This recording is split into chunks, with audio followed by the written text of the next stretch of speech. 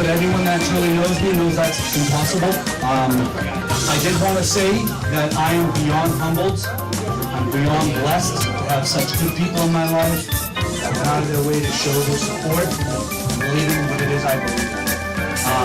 This is not just going to be a speech about my platform. I think if you've known me long enough that I stand for integrity, I stand for what's right for who matters, and who matters is everyone. I've had plenty of opportunities to leave this area, and I just can't. I am all in with my department, I'm all in with the city, I'm all in with the neighborhoods, because this is the life that I've chosen to live. I've chosen it because it's made me. No matter what I've been through, between my beautiful girlfriend, my beautiful family, my close friends, and my neighbors, there's nowhere else I'd like to call home. And that's why being in Caballeros, believe it or not, my first apartment was right on Pleasant Street. And when I was given an opportunity to leave here, I said, you know what, let me stick it out. And one blessing after another, 24 years later, I'm still in the city, and now I want to represent you. I want to take your concerns up there, not to be a career politician. I believe that if they're not doing their job, we need to remove and replace. And my job is to make sure your voices are heard. I have my personal convictions. I know what it is I stand for. But anyone that truly knows me knows that's impossible. I did want to say that I am beyond humbled. I'm beyond blessed to have such good people in my life. So therefore I can bring back the success you need. Thank you. But anyone that truly knows me knows that's impossible. I did want to say that I am beyond humbled. I'm beyond blessed to have such good people in my life that went out of their way to show their support and believe in what it is I believe in. This is not just going to be a speech about my platform. I think if you've known me long enough that I stand for integrity, I stand for what's right for who matters, and who matters is everyone around me. I've had plenty of opportunities to leave this area, and I just can't. I am all in with my department, I'm all in with the city, I'm all in with the neighborhoods, because this is the life that I've chosen to live. I've chosen it because of the neighbors that are around me. No matter what I've been through, between my beautiful girlfriend, my beautiful family, and my close friends and my neighbors, there's nowhere else I'd like to call home. And that's why being in Caballeros, believe it or not, my first apartment was right on Pleasant Street. And when I was given an opportunity to leave here, I said, you know what, let me stick it out. And one blessing after another, 24 years later, I'm still in the city, and now I want to represent you. I want to take your concerns up there, not to be a career politician. I believe that if they're not doing their job, we need to remove and replace. But anyone that truly knows me knows that's impossible. I did want to say that I am beyond humbled. I'm beyond blessed to have such good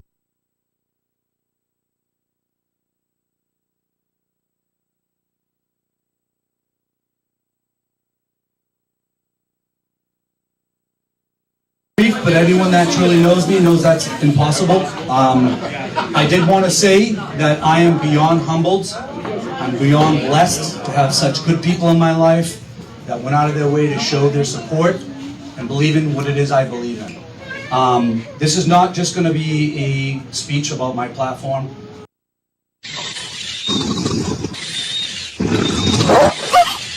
But anyone that truly knows me knows that's impossible. I did want to say that I am beyond humbled. I'm beyond blessed to have such good people in my life that went out of their way to show their support and believe in what it is I believe.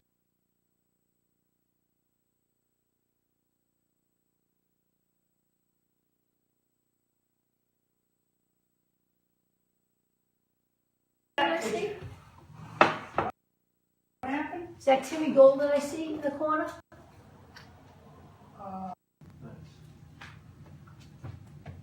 She wants to talk.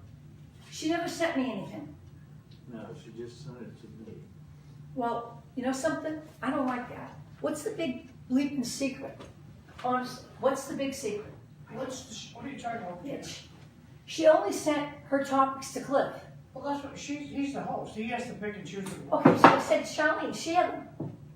No, the thing is that Cliff says, what do you want to talk about? I want to talk about toilet paper, I want to talk about paper towels, and I want to talk about napkins.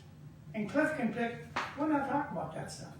Okay, And now, if she says it to everybody, you're going to say, what are you talking about paper towels? okay. And Cliff will say, I didn't pick that. Okay, so what are we talking about?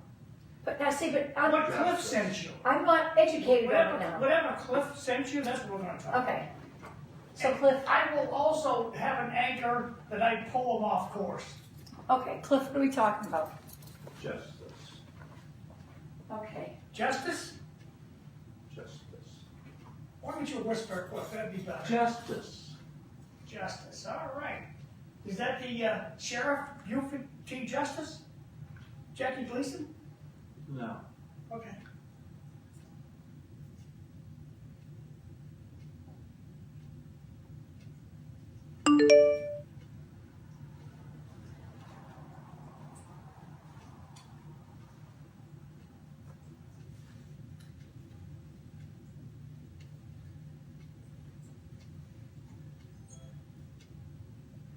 Okay, somebody's texting me. Yeah, I know it. Thank you, Jeannie. Facebook's always on. Jeannie Caucus is just reminding me where the mics are on when it comes to Facebook. All right, Cliff, what are we talking about? Justice. Cliff? Justice. Stop being a jerk. Buford T. Justice. Or I'll walk out and you can stay with Charlene all Well, that's not so bad. Okay. Wait, no, wait. No, no.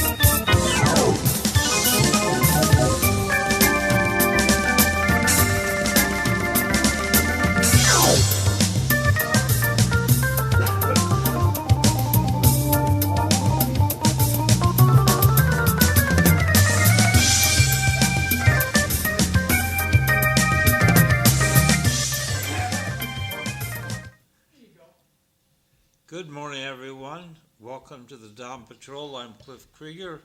I'm here with Regina Faticanti Good morning, everyone. and, of course, our producer, John McDonough. We're expecting Eileen Delrossi and Charlene Frishman soon. The U.S. Nope. U.S. national debt is 39.214 trillion, always upward. The New York Times came out yesterday and said it's a danger. The size of the debt surpasses the nation's total economic output. And what that suggests is the interest rate will kill us. Well, Cliff, let's just ask ourselves a question. Go ahead. When you bought your home, was that more than your annual income? Yes. Okay, so does that mean the New York Times is against people buying homes? No. I would make that connection.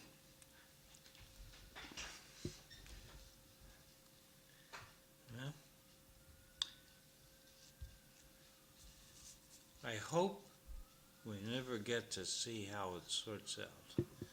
Cliff, we worship paper. It's based on faith in paper. Yes. The banks are not going to give you money unless they know they can get their money back. I see that. And that's why the national debt keeps going up, because the banks keep saying, yeah. The banks are getting rich because of the interest that they're never going to get. So sooner or later, Trump's got to say, okay, we're paying 0 interest on debt. 0. If you don't like it, come and talk to me about it, and we'll tax your pants off. And Stop making the banks rich. they stop loaning money. Correct, and we'll just keep printing it. Yeah, I think that will destroy full faith and credit. Well, I think that will destroy the economy because now people can't buy a home. People can't buy a car. And that's going to be a problem. Well, the reason you can't buy a car, Regina, is the banks will give an 18-year-old $86,000 to buy a Chevy Silverado fully loaded. Right. Absolutely. You're Kid's right. 18 years old, and he's got a loan of 86 grand You're right. for 7 years. Terrible what the banks Yes. are doing. So, low of 45, high of 59. Could be rain this afternoon. On this day in 1373, Julian of Norwich, British Christian mystic, anchoress, experiences the deathbed visions described in her Revelation of Divine Love. Okay. What did she see? She going to be a guest soon, Cliff? No, I didn't think so. since she goes back to 1373. But what I'll do is, She could reappear. she gives us the cloud of unknowing. I don't know that, Cliff. Tell me. Explain it to me. It's the idea that God prevents us from getting in a lot of trouble because of this. He ignores things that go on in our life. Oh. He ignores the stupid stuff we do. Yeah. Okay, got it. I'm really happy about that. 1429, Joan of Arc lifts the siege of Orleans. Cliff, is there a possibility you can drag your microphone closer to your mouth Oh, sure. and aim the microphone at your mouth? She turned the tide of the 100 Years' War. Yeah, speaking of wars that never end. In 1846, in the Mexican-American War, American forces under Zachary Taylor defeated Mexican force north of the Rio Grande in the first major battle of the war. Zachary Taylor goes on to be president. In 1886, pharmacist John Pemberton first sells a carbonated beverage named Coca-Cola as a patent medicine. Delicious. In the glass bottles, I remember having Coca-Cola down at a place called Richardson's Esso. It's a gas station down the corner. I used to get down there and play with his son, young Royal Richardson, and we had a blast down there. And his father at lunchtime would go over. He owned the gas station. He'd open up the Coke machine. He'd give us both ice bottles, ice down Coca. Best tasting Coca-Cola I ever had in my life. I bet it was. Now, did you say it came in black bottles? No, it was they were like a greenish glass. Okay, I remember Greenish those. glass. Yes. And they were small, and they were delicious Coca-Cola. You could not get better Coca. I My bet. mother would buy Coca-Cola in like a can or a big bottle. And little because, dinky because bottle. they made it with real sugar. The little dinky bottle was I think there was cocaine in it. Well, remember, you used to have Not when you were young. Coke syrup if you weren't feeling well. My parents had a thing of Coke syrup in the fridge when we weren't feeling well. I remember that. So, Cliff, they stopped putting Coke in it? Yeah. When did they stop doing that, and when did they start telling the truth to the government? Well, I don't know if they ever stopped telling the truth. Okay. I think in the 20s. And in 1933, Mahatma Gandhi over in India began a 21-day fast of self-purification and launched a one-year campaign to help the freedom movement. You remember Mahatma Gandhi, right, John? Yes. Remember, No, I don't, but that's okay. I'm reading. Was he from India? Yes. Somewhere over there. Actually, I think he was born in South Africa. No, I heard North Carolina. But He that's is okay. connected with India. In 1945, the Germans signed the Instrument of Surrender in Berlin. Yay. I have our first text of the day. I'm going to give that to Regina, and she can say what's going on. Thank you, Manager Cohen, for your dedicated. No, that's the wrong doggone pub. text. Okay. Wrong doggone text. Well, Sorry. how do you All like right. that? Hey, Shelley, Thank you, Manager Cohen. just watch out for my cord on the floor there, kid. Do you want to shoot another text to me? I'm going to try to get it on the screen, Regina. As soon Thank as you, I sir. do, I'll put it out there.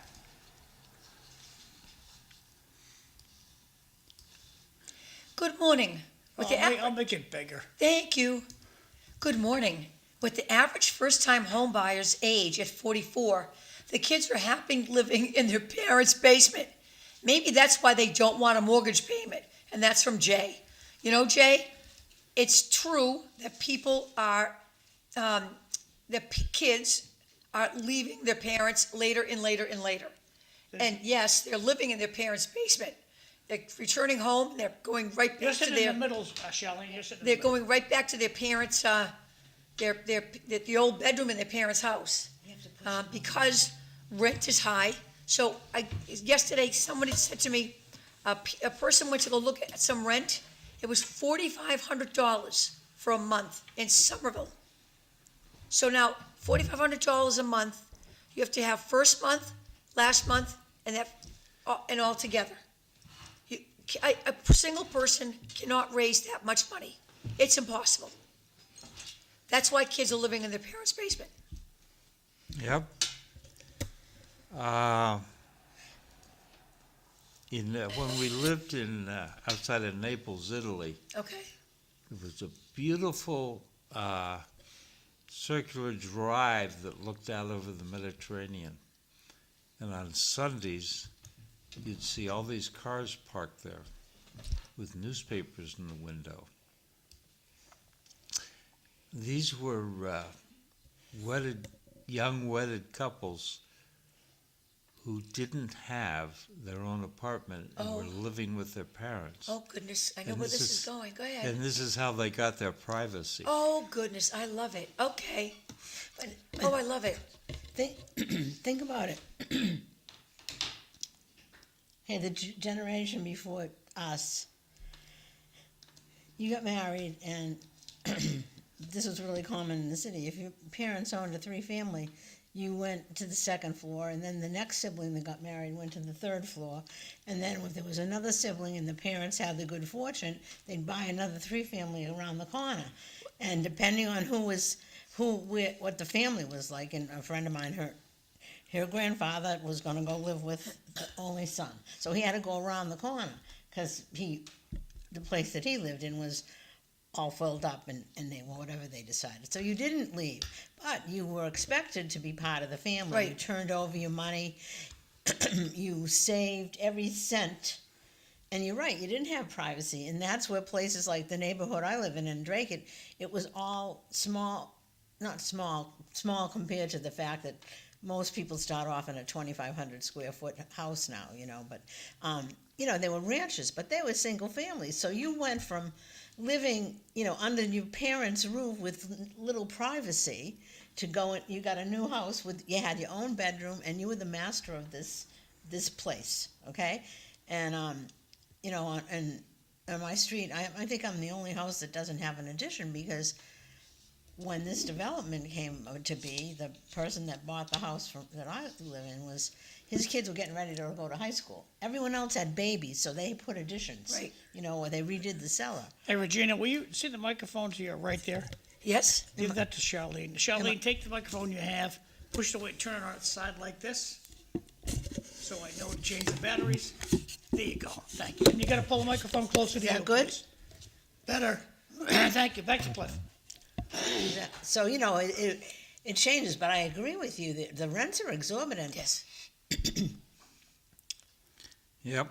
I follow my alumni, and my school was in Boston. And they want $1,500 for one room.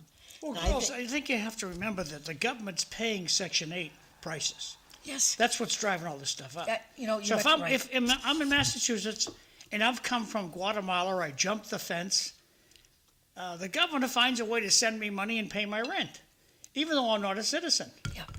And in this corrupt, crazy state, it doesn't surprise me that rent's $4,400 a month Yep. down in wherever it might be. So Somerville, yeah, and that's for one room probably, right? They didn't tell me, but it was a person I work with. Their child $4,400 was looking. it's a Taj Mahal. Their child was looking for an apartment, and it wasn't the Taj Mahal. It was just some of it was close to where they work, and they were just shocked at the exorbitant amount of rent. It is.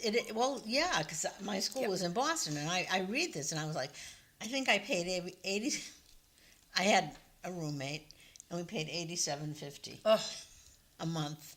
those were the days. And we didn't have a dishwasher, but that's it, So come November, we get to vote on rent caps, Yes, which is absolutely the wrong way to I fix the agree. problem.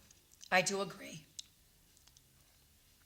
And But no one has the imagination to fix the problem.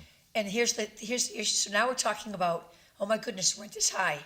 And Cliff brings up the issue of having a cap on rent and why we shouldn't do that. I think that landlords would say, I'm not going to buy any more property. I'm not going to fix up my property if there's a cap on rent. And so that's the double-edged sword you now encounter when you have that kind of an issue. Right. And so I look at a city like Lowell and I look at a city like Lawrence, and sure, it would be lovely to have a rent cap, but I know any large landlord in either of these communities would say that I'm not going to fix up my property because I don't have the money anymore because there's a rent cap. I can see that happening, and that would not be good. So what do you think the solution is? Because, places like Brookline, Cambridge, Boston, they all had rent control. Yes. And people remember the time when it was successful. Charlene, I'm still not hearing you. So I don't know. What? I'm still not hearing you. So, Cliff, see that other one that's bent over? Give her that one, will you? So Charlene's mic is not on. There's a little green thing on the top there. I don't know what. Oh. So give her that one. I know that has new batteries. Just leave that on its side, Cliff. I'll tend to that after the show. You should be good to go, Charlene. Is Just that pull better? Just pull it close to your mouth, we should be good, thank you. So Cliff, what do we do with the rent cap? What's the solution? We cloned William Levitt. Who was? He is the man who built Levittown on Long Island, Yes. Okay. Yep. Levittown in Pennsylvania, Levittown in New Jersey. I mean, hundreds and hundreds of houses.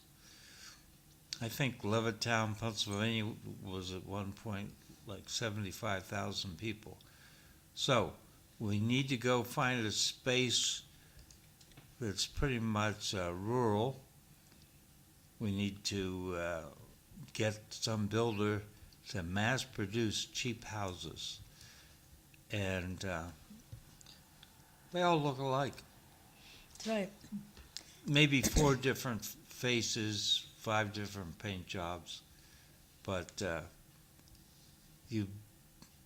the state helps by putting a highway into 495 from the place and providing a firehouse, a city hall, schools. We need to build houses, cheap houses. Yes. And I don't hear Where anybody do you get talking wood about- cheap, Cliff? And how about roofing material? Where do you get that cheap? Get what cheap? Roofing material. In other words, Where do you get lumber for cheap? Where do you get labor for cheap? You don't. You pay for everything. Okay, so how are we gonna, if labor's not cheap, roofing material's not cheap, and lumber's not cheap, how do we build a cheap house? By efficiency and mass production. Again, you need labor, which you don't have cheap labor. Efficiency, where's the lumber coming from? Cuba? Regina, I got Canada. I have 4 I want you to read here. Okay. Will any city councilor have the guts to defend the father who shot an illegal newcomer in Texas who was being carjacked? What say you councilors, Jay? I saw this video, Jay. Continue. It was awesome. Cut out government regulations. That might help with putting on an addition, especially in Drake. Next one. The government drives up the price of rent and then turn around and want to implement quote unquote rent control. I've been in Drake for 30 years. I moved there because taxes were low and services were good. It's totally flipped around. And that's from Jay. So, John, once upon a time, when I was young, I owned a car that was hand-produced. Yes. I've been to the factory. I watched the guy with a hand drill put the holes in the fenders Yeah. to put the running lights on. So this is reflected, of course, in the price. On the other hand, you got someone like Henry Ford who mass produces cars cheap. And that's how you save the money. You mass produce the houses. You don't build 10,000 individual houses to 10,000 individual plans. You build those houses to 4 plans. And you mass produce the parts and assemble them. Yes. Just Welcome, like we welcome. did back with Sears and Roebuck 100 and some years ago. I think the guy's name was Armand Gagné. Wonderful man. I went to school with his 2 children, and he built homes in Chelmsford. They were all the same. Cookie cutter homes, built a ton of them, made a ton of money, and they sold for whatever houses were selling for. It's not, Cliff, you can't get cheap labor. Now, I'm not okay, asking for cheap labor. We'll say you're a laborer, okay? And we're paying you, we'll say $35 an hour to be a laborer. Oh, Cliff, come work on the cheap housing project. How much are you gonna work for an hour, Cliff? Building a cheap house? Now, I'm paying you $35 to build a house in Lowell, but we're gonna put you out in Wakefield to build a house, which means you have to drive there. You're getting $35 an hour in Lowell. How much do you think you're gonna get in Wakefield? 35. No. 'cause Oh, you're no, close no, to you're Boston. driving there, Cliff. You gotta pay for the transportation in the new Tahoe. I'm sorry, the new Silverado. But here's the other thing too. You're gonna want more money. You're confusing the topic. It's reality. No, it's not. Where do you get the workmen? Oh, we'll have newcomers who build sloppy houses. That's you a don't good want that. idea. But here's the other thing. What you're talking about, Cliff was talking about Levittown. I had a friend that was in Valley Stream, New York, and it was the same thing. It was called track housing. Yes. And they lived, her mother and father were from New York City, Bronx, Brooklyn, whatever, equivalent to living in Boston. Everyone had multifamily homes. And they got this little tiny house, and they thought they were living large. Yep. Okay, and the other thing too is, people would move into houses if you had a second story. A lot of the tract housing was ranches. If you had a second story, you bought that unfinished. And you finished the second floor when you could. You know, and people weren't, not like all of the new, I'm in Drake too, Jay, so, and I have, all I've watched is 2,500 square feet, 2 feet. Eileen Delrossi. Two-car garage, finished basement, and everything's complete. You know, that wasn't how we created housing for people. It was much smaller. As far as labor, I agree with you. But you know, if someone's intuitive enough, they could do it. They could get the labor. But you know, it's just. Why do you girls discount the fact that the government is homing illegal aliens and paying for them? Just throw that right out. So do we want to have? That's gonna continue. Listen, I was thinking about this morning. Just a second. Not okay. We need to introduce Charlene. That's the host job. And she's here in the middle, and then we have Eileen Delrossi. How are you, Eileen? Good morning, everybody. Hi, Eileen. How you doing? Oh, a little slow this morning. I hit the snooze button. Uh-oh. Not good. No. Uh-oh. Regina, I got two here for you. Don't forget, we all had to share a Yeah, bathroom. We didn't have our own bathrooms / walk-in closets and granite countertops. We all want gold fixtures at cheaper prices, and that's Jay. Thanks, Jay. The guy who built those houses, also back in the 60s, didn't also want black families to move there. Okay, Well, I have a story about that. tell me. So, we lived in Vermilion Hills, part of Levittown, Pennsylvania. Okay. Yeah. And down the street and across a couple of houses was a family that no one knew that he was black until his mother showed up. Oh, boy. So this would be about 1956. So yes, Levitt had was redlining, excluding blacks, but still, they filtered in. So we just had a horrible fire here in Centerville. And I was talking with some folks from Centerville. And we were talking about how bad the fire was. And we were mentioning that there was also another fire at a house closer to Demoulas Market Basket on Bridge Street where the Carters lived. And Mr. Carter had spent 20 years in the Air Force, got out of the Air Force and moved him and his wife and children here. And it was the first black family to move into the neighborhood. Wow. And, okay. Oh, and at that point, nobody ever thought, okay, I mean, it was just, okay, the Carters are here. No big deal. They were at the CYO with us. They went to church with us. Not a big deal.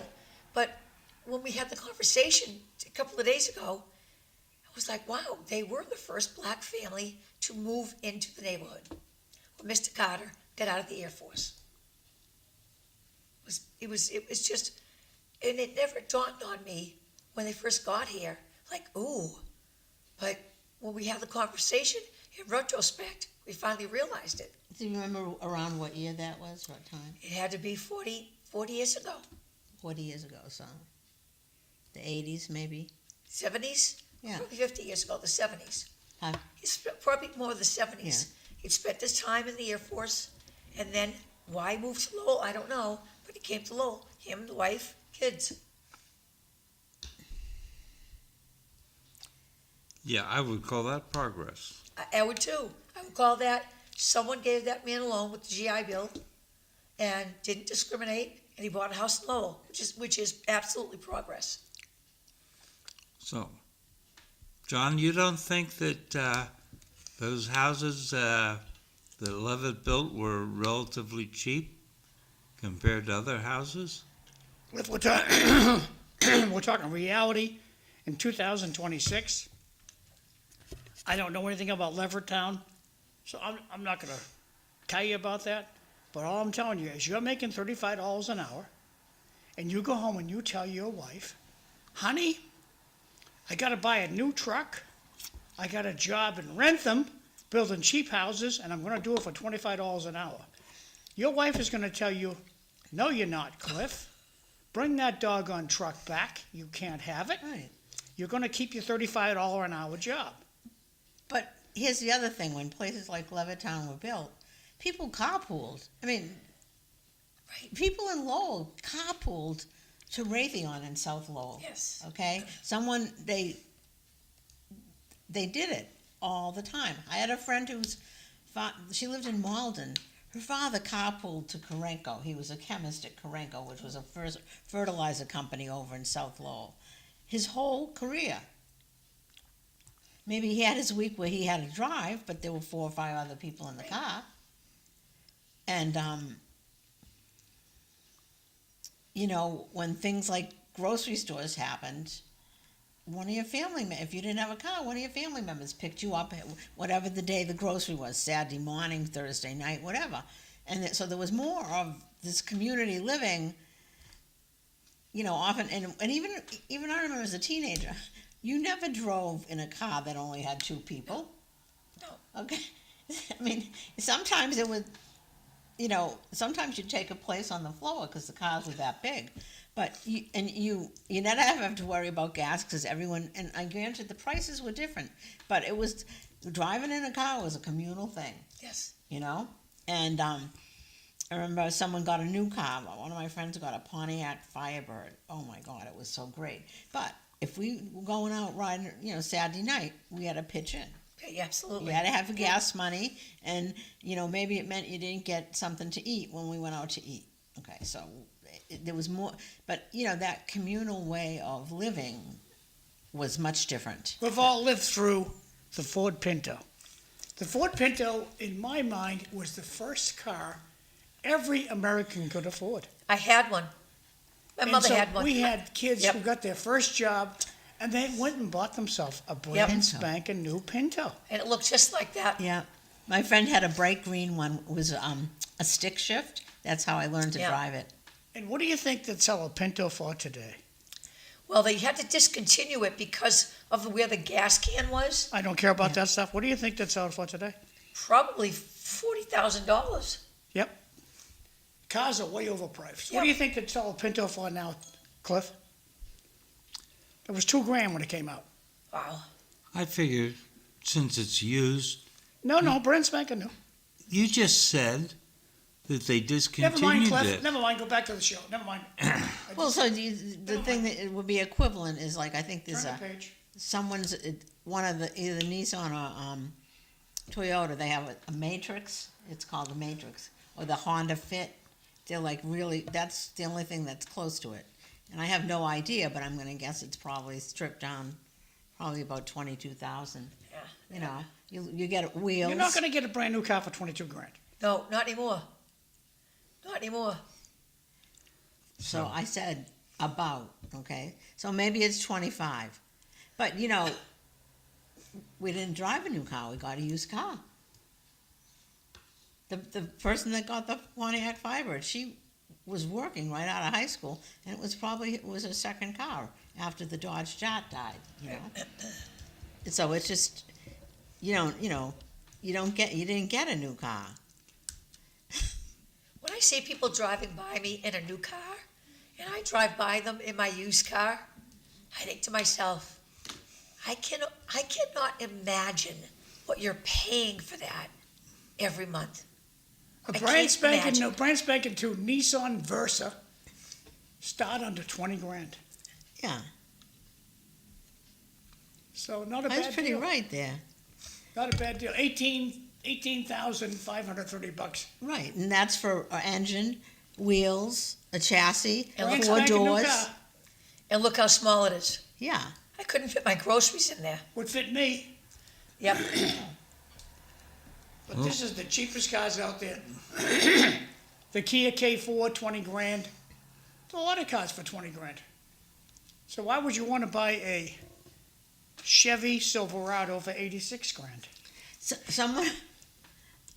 Because Person younger, you'll get a 7-year note on the car. and person you're cool. younger than me bought a new car, so we were talking, and he said, "Well, I don't want to spend more than $350 for a car payment." I almost choked. Oh, gosh. You know, think about it. That's like a whole month's grocery bills for two people. You know, That's a lot of money. but he didn't bat an eyelash. He wasn't sweating. He didn't stutter. And that's cheap, Charlene. The average is like $850 now, monthly payment for a car. Yeah. It's You know, crazy. Okay. Back in 1970, the Beatles released their 12th and final studio album, Let It Be, on this date. And in 1972, President Dick Nixon announced his order to mine the North Vietnamese ports. In 1973, we had the 71-day standoff between federal authorities and the American Indian movement occupying Pine Ridge Reservation at Wounded Knee. What It was that ended. about? That was about trying to get recognition for offenses against the American Indians over the years. So they had a big protest, and it lasted for 71 days. And we would not admit. Shame on us. Yeah. Hey, there's talk of reparations for the Irish. For the Irish? For the Irish, yes. Okay. Can you explain a little bit more of that to me? I was listening to a talk show when there's talk of reparations for the Irish who were forced to work here cheaply, dig ditches and create canals and all that stuff. They deserve fair wages.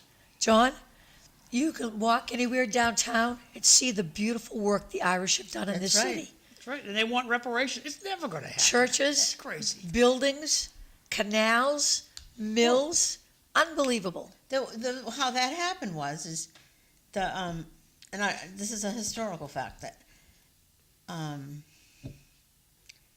the industrialists from Lowell, the mill people, okay, the owners, not the average workers. I used to be the first tour guide at the Lowell Museum, Charlene. I can Okay. give you the script. Oh, okay, you might know it better than me, but Francis Cabot Lowell went to England. He had a good memory. On the ship on the way back, he took out a pencil, drawing paper, and he brought back the first plans for the first mill Right. for the city of Lowell. And him and his partners realized that it had to be built here because of the water power of the Merrimack River. right, So the first mill, so we were the birthplace of the Industrial Revolution. Right. And the first mill was named, for the city was named after Lowell, his idea, Francis Cabot Lowell. okay. This is what I learned, that they needed some laborers to build the canals. Okay, so the industrialists go to the city of Boston and they go to the Archbishop and they say, look, we need your workers, your Irish workers. So this is what we'll do. We'll give them the money to build the church. Therefore, St. Patrick's came into existence along with the canal system. But they wanted to keep them in one area, so they gave them an acre of land. Patty's right? Camp lands. Mhm. That's right. You know, and Fenced it in. right. And then when things got better, people that, well, we know Belvedere had a lot of, Andover Street was all of the industrialist homes, and trying to think if there was any place else. But that's the one that's most known. So then they started expanding, because Belvedere got crowded, and they started going up. It's really funny. They annexed into Chelmsford on out of Gorham Street, okay? And that's, and it was just interesting because, I'm thinking about this every time I drive down that way. And, of course, we remember the time in Boston when it was no Irish need apply. Nina used to put signs out in the mill buildings. Yeah. Nina, yep. Yeah, and it was interesting because I lived in this city. The mills kept the city going, and not just the city, in the suburbs. People. That's how it was. Regina, I got 4 here for you. We are neighbors, Charlene. Whoa. Oh nice. my gosh!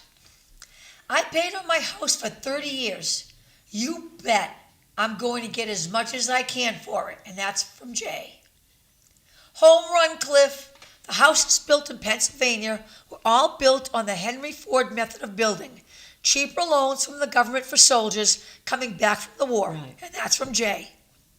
Don't forget, we all live in a state where the average costs are 30% higher than other places in the country, and that's also from Jay. So I want to go back to something John said. He was talking about. No, Oh no! no, we don't go back to what John said. Well, I'm going to say my He's a opinion. disruptive person. I know he was being disruptive. I caught the But- vibe. I'm still trying to make it through the history. Okay, and go look ahead. at what time it is. Well, that's okay. Go ahead. I'll. If you could do history during the break. So, in 2025, Papal Conclave elected Cardinal Robert Francis Provost, who became Leo the 14th as the 267th Pope. On this day in 1786, Father John Vianney, French priest and saint, was born, Curé of Ars. 1884, Harry S. Truman was born.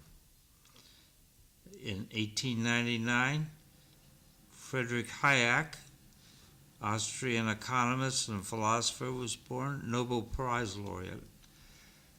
And in 1988, Robert Heinlein, science fiction writer, passed away.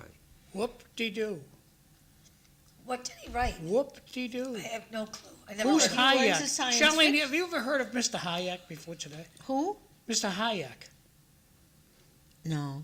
Okay. How about you, Regina? No, I Have you- never have. Okay, And I don't good. read a lot of science fiction. Well, that's the Cliff, thing. who is Mr. Hayek? It's not my thing. Science fiction's not my thing. No. He's not a science fiction writer. What is was he? he kind of Well, He's a Nobel Prize winning economist. in Frederick what year? Hayek? 1560? What? In the year 1560? He was No, born in 1899. Okay. Good old Mr. Hayek. They named the kayak after him. They misspelled his name. Didn't he invent kayaks, Cliff? No. Oh. And today's World Red Cross and Red Crescent Day. Oh, well, that's important because Rick Ross does wonderful things. Tell us about the Red Crescent. What's that? The red what? Crescent. Crescent. Oh, okay. It's a British thing. Tell us about the Red Crescent, Cliff. It's not a British thing. Good. Block your microphone and tell the audience. What is it? It's not a British thing. Well, what it's is the it? Muslim version of the Red Cross. Oh, I didn't know that it was different religions. What do the Okay. atheists have? I don't know what the atheists. Maybe they have the crescent too. Back to the show. Okay. Maybe Eileen knows. Crescent? The Red Crescent. Now, John wants to know, do atheists have their own version of the Red Cross and Red Crescent? There are no No clue. atheists in foxholes. That's right. So, I wanted to talk for a second about nullification Okay. because Is that your sister-in-law? Is that in states' rights and nullification? Yes. Right, that was a U.S. history. Nullification. Yes. I have a sister-in-law. That's her nickname. Nullification. Nullification. I think I had a nun Okay, in let's- 8th grade. That was her name. Sister Nullification. So- comes nullification. I feel like I'm living in Selma, Alabama in 1965. Because, You gonna pick some cotton? no, they built track housing Oh, okay. so that you didn't So have he was to, working for $15 an hour. yeah, so that you didn't have to, He was driving a be a Pinto. Was I sharecropper. working for $15 an hour? Not in Alabama in 65. $200 a month. Plus flight pay and basic allowance for food. So flight pay is $100. Didn't they have a mess hall? Yeah, I think And what did you get for I food? think we lost, like $38. Yeah, and you made that work. Were Yeah. you married back then and had children? No, Oh, okay. Well, you made it work, right? yeah. You know, I could tell the story that my first apartment in Boston, it was in Brigham Circle, the middle of the Harvard Medical School and all the big hospitals at that end of town. And we put in $5 a week, me and my roommate, and we had to carry the bags. So we went and you got as much as you could get for $10, and that's what you ate on. I don't think I ever bought a sandwich until my senior year, because I knew if I ran out of money, I was coming to the end, Yep. you know? But then I would say, well, the cost of living was different. Well, yeah, but, you know, that's all we had. Charlene, but we didn't have the state renting that same unit for $1,000 a month. Okay, so I want to answer that, okay? I don't know why, but the last couple of weeks, I have been like totally miffed at the fact that Maura Healey went over to UMass Lowell and said, you are gonna take the UMass Inn and Conference Center, and you're gonna give it to me, and I'm not gonna tell you when we're gonna be done with it. Unacceptable. It was just, I still, you know, the Unacceptable. The university used that to their benefit. They had conferences there. They had, I don't know exactly how it worked, but there was some dorm living there, I assume. When people from the folk festival came, the people who played at the folk festival, they stayed there. Right, It was it was just perfect. right, People who came to visit for the folk festival, they stayed there. right, Now they have to stay out of town. right. Where are you gonna go? It's you know? unacceptable. She know- has ruined the city. Right, you know, and the thing that bothered me was a migrant, they changed the definition. A migrant worker is, by definition, is a person who goes from location to location to work based on the seasons. Right. We had people coming from South America or Central America. Were they gonna shovel snow in the middle of the So winter? migrant workers are They were people you see in California who pick fruit. Right, We don't have migrant workers here. but they changed the definition, People- like that, like that. Migrant workers aren't going to the Oganowski farm and picking vegetables and then shoveling snow in Lowell in the winter. No, That they're is not. not happening. It's not happening.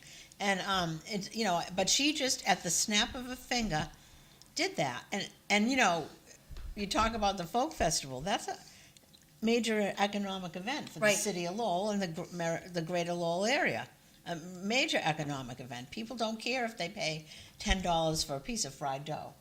You know, they cost to make maybe $1.50 to make. She hurt us in the pocketbook over that. Right. And Marty just gave it to her without a fight.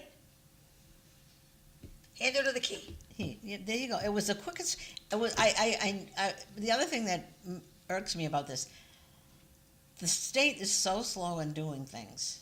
Okay, that thing happened overnight. Right. The next thing you know, everyone was moving out and everyone was moving in, and you know, I just never saw anything happen that fast in my life. You know, with no, you know, and the university took that. That was a privately owned hotel. They bought it, they took it, they built it up, and they made it into something that not only served the university, but the community. I've been to events there. The backspace out the back, people used to rent that for events there. It was lovely. Was it on the canal? Yes, it was Yeah. absolutely lovely. You Not know. anymore. No, and it She just, just ruined it. it just, you know, we still don't know when we're getting it back. Where do you want them to smoke? What'd I do? Where do you want them to smoke? They gotta be able to smoke. Yeah, out in the back by the canal so they can flick their cigarette butts over in the river, right? Right, That's great, John. just, Awesome. That's great. Makes me very angry. Why are we subsidizing illegal aliens? Thank you. Why are we subsidizing illegals? We should not be. They take your apartment, we pay way too much money to rent them an apartment, and they're taxing us more Right. to pay for afford them. these things. $4 billion last year. They being Tara Hung is taxing us more. Yes. They being Vanna Howard. Yes. Taxing us more for And then- illegal aliens to come and, here. and Right. the way they're gonna raise money is they're gonna put a cap on how much we can drive. Right. And we're gonna get taxed, penalized if we don't. drive over. And Yeah. the solution is move to New Hampshire. Yes, that's the solution. That's- Move to New Hampshire. Because the governor in New Hampshire, at least has a brain still. Right.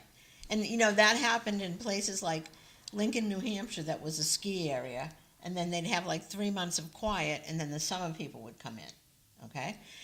During COVID, many people from New York and whatnot moved up there because they didn't have to go to work, but they also decided to sell the houses in New York or higher rent districts in New Hampshire and pay cash, which drove the New Hampshire prices Right. way up. So it's not That's cheap true. to go to New Hampshire anymore. That's true. Just like it's not cheap to go to Florida. Not that you want cheap, but I'm just saying that the inventory went down, the price went up, and people took advantage of it. I just read an article yesterday that what's happening now is people are going to North Carolina. They're going to where? North Carolina. Oh, yeah, I've seen that happen too. Yeah. No, the best thing you can do is go to a lawyer, hide your money, become a poor person, Yep. go on welfare, and tell the governor you just skipped the border to come here. Oy. And she'll give you a free house, and you have access to your money, and living happily ever after. Regina, you want to read these? Okay. A question for Mr. Krieger. Would you sell your house for 50% below market rate to help out someone looking for a home? Home run, Charlene. You just taught us personal finance. Don't buy stuff you can't afford. And that's from Jay. So, I can't, Whoops, Another government definition changed. Back. Market Back, rate back, / affordable back. housing. I'm trying to read this, Cliff. Don't read it. Go back.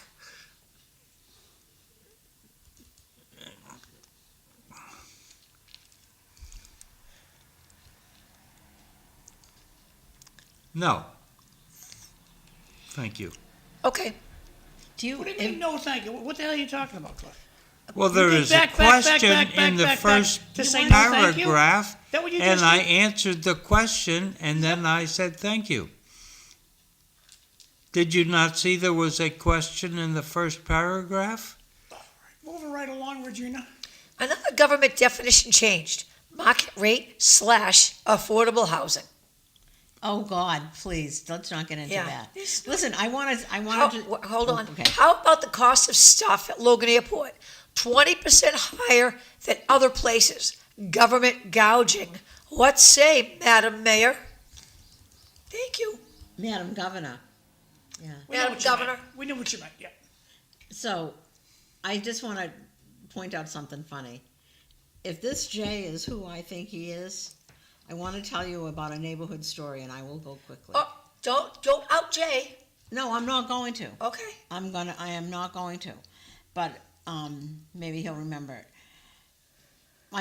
My two little neighbors across the street, they're riding their bikes, and they want to have a lemonade stand. Well, we live on a cul-de-sac. No one drives down there. So you got to get on your bike, and you're going to go up and down the street and say, ice cold lemonade. And then you're not going to go in the house. You're going to stand at the street and say, ice cold lemonade, I don't know, 50 cents, whatever it was. And then all of a sudden, all the other neighborhood kids start coming down. Now, this is about 20 years ago, okay? They start coming down, and I got the kids going up and down my street on their bikes. Meanwhile, I had every plastic container, every cup, bags of ice, my house, my neighbor's house, and the kids going up and down the street. And I was teaching them about being an entrepreneur. Good. So we get a bunch of money, and I said, well, what are we going to do with it? I said, you could get pizza, you could get ice cream, but it has to be, so they say, well, everyone, we finally settled on ice cream, but one of the people decided that they didn't want to eat, they wanted to get the money. I said, well, this is a group here, and we're going to vote on this. And that person was the only one that voted for no ice cream. They didn't want pizza, they didn't want ice cream, they wanted the money. Well, So- how about start a bank account? Yeah, well, that I wasn't thinking about that. It was a very hot day, and I was thinking about them making happy. So my neighbor and I went to the ice cream stand down the street and got all the kids ice creams, and they're sitting on the lawn, eating their ice cream. But some of them, what was interesting is one of the kids said, "I didn't think I could do that." You go up and down, because now they're coming back. It was 50 cents, and people are giving them $1 and not, Yes. and they're making this money. And I had them all count their money. They could, I couldn't believe I could do this, and it was just amazing. It was so much fun. At the beach, my neighbor's twin, ice cold lemonade. Where was the food tax kid? A round of golf has almost doubled the play. Why? That's awful. Because a golf course is very lucrative. It's a good business. At the beach, my neighbor has twin girls. Every summer, he puts out a table. They made their own sign, and they sell lemonade. It's at the stop sign. And so I kind of sit on my porch, and I keep an eye on them because, right? Yeah, it's an intersection. I watch people pull up and say, girls, good job, drive by, give them money, and drive off. Because people are impressed that they see two entrepreneurs out on the corner on a hot day on a Saturday where they could be down the beach, but they're selling lemonade. I think I had 6 kids that day, and they really worked hard. Sometimes these girls make $300 in a day. Now, their father made them open a bank account. They have separate bank accounts because he said, you're saving this money for college. Now, he gets them a little bit of money so they can go down and buy a little something for themselves. But he has taught them the value of money. He's taught them the value of hard work. And do all the neighbors come up and buy lemonade? Heck yeah. Of course we do. Do we all pay $5 for it? Heck yeah, we do. Because we appreciate it. Right, and it's just that they would do that work, and it was probably, this was really good. They're all sitting up there on the hill, on my neighbor's front yard has a hill, and they're eating their ice cream. So all of a sudden I hear, who's the best boss ever? But it was such a lesson, Yes, because they worked it as is. a group, Yes. and this was 20 years ago. I was impressed. Cliff, do you ever have a lemonade stand? Did you ever do anything as a kid? No? Me neither. I was not that. I didn't have the entrepreneurial spirit. What can I say? All right, what's next on the agenda? No, we're still at nullification. Oh, okay. Okay, He's still on we history. sidetracked. He's All still right. on history. Oh, jeepers. Okay, explain Excuse me, nullification. John. Why do you say that? Because we haven't heard about when bubble gum was invented. I'm not discussing that today. I thought you had it on your agenda. Okay, explain nullification. Nullification is the idea that a sovereign state can ignore a federal law. Okay, That's this states' sovereign rights state stuff. nullification. How about sovereign citizens? Have you seen their videos on Facebook? Oh, yeah. Sovereign what? Sovereign citizens, I guess they live in sovereign states. So where is there a sovereign state, Cliff? There are none. There's 50 of them.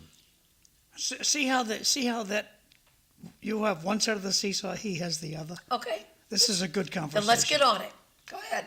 So, how would you describe it when the government of Massachusetts says we can preclude the federal government from enforcing immigration law in certain places in Massachusetts?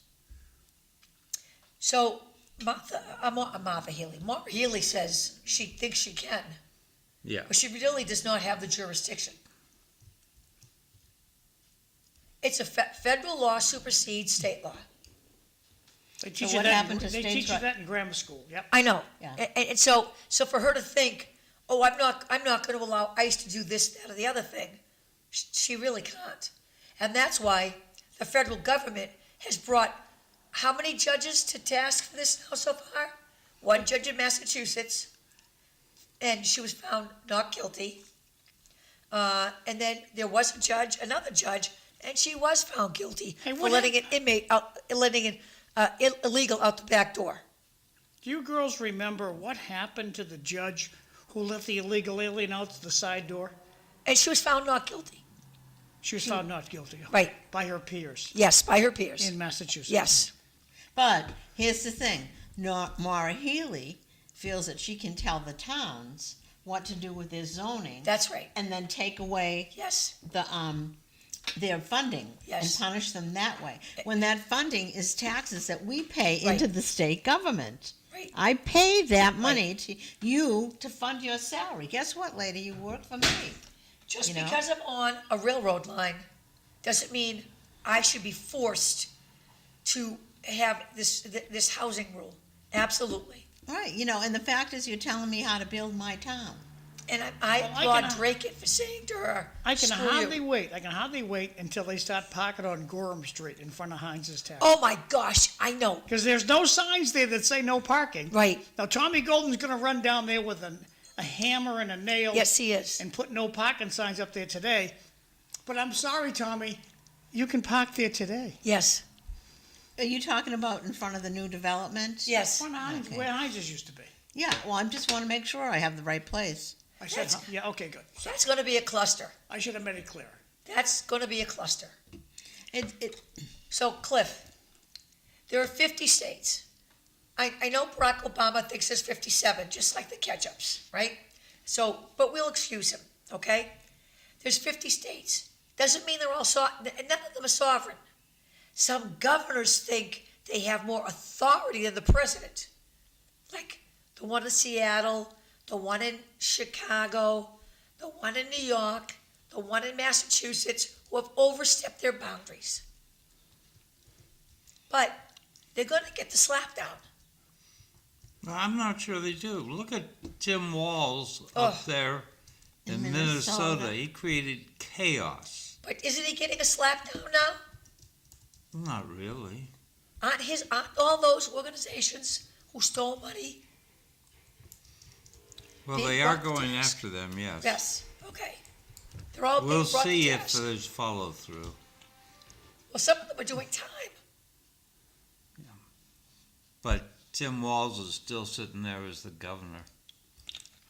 But we gave Tim Walz a what for? Because he said, I have to suspend my campaign for re-election because I have to focus on my duties as governor.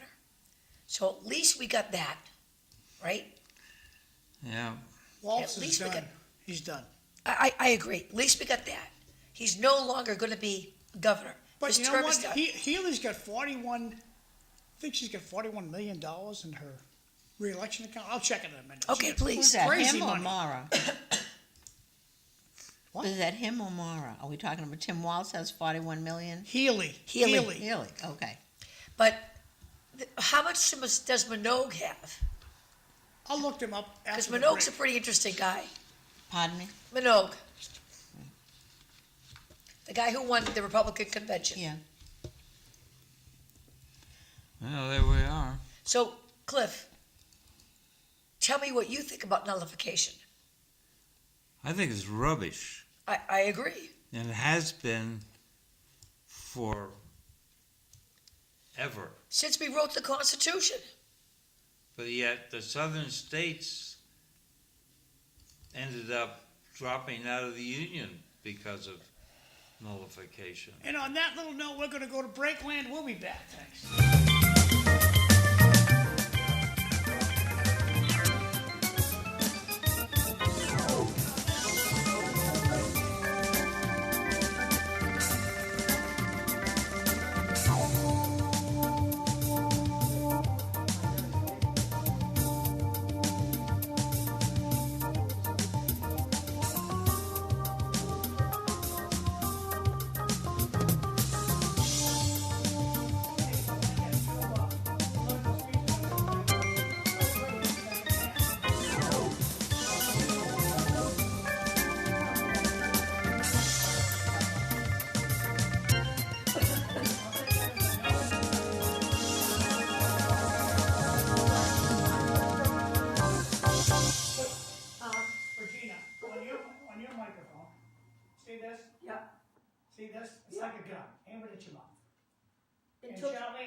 gotta be 4 inches or less from your mouth. Well, I don't. So if you lean into the chair, but you wanna do this, but I'm just going to the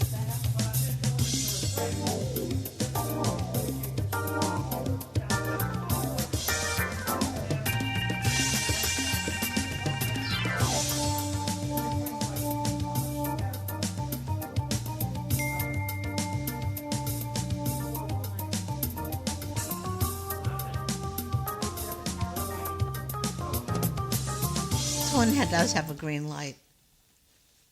The one over here. Proceed, Cliff. Good morning, everyone. Welcome to City Life Show. I'm Cliff Krieger, your host. Eileen Delrossi, my co-host, is here. Hello, Eileen. Good morning, everybody. We have Regina Faticanti Morning. on the far side of the table in green and white, and we have Charlene in the center, and of course our producer, John McDonough. And I wanted to talk to you about criminal justice. Okay, And because my sense is we're going for less incarceration. Like, we no longer have snowbirds, I think, in the county lockup. that's correct. So, Cliff, explain to people what snowbirds are. snowbirds are homeless people who want a warm cot and meals, so they make some minor offense, so they get locked up in county jail for 4 or 5 months. Call them 3 hots in a cot. Yeah, That's I correct. love that. Yeah, 3 3 hots hots in a cot. yes. So am I right that we're doing less incarceration? That is correct, because, so we have the no bail system. So you get arrested, you go before a judge, and the judge, no bail. So you go, you leave. You don't get reincarcerated. Regina, I want to blow through these because Great this is story. from the last hour. I remember that. Yesterday, we had an ice cream truck in the neighborhood. Jay. Big Red Dog Show has been hijacked this morning, but I'll bet Mr. Krieger shoveled someone's driveway to earn a couple bucks.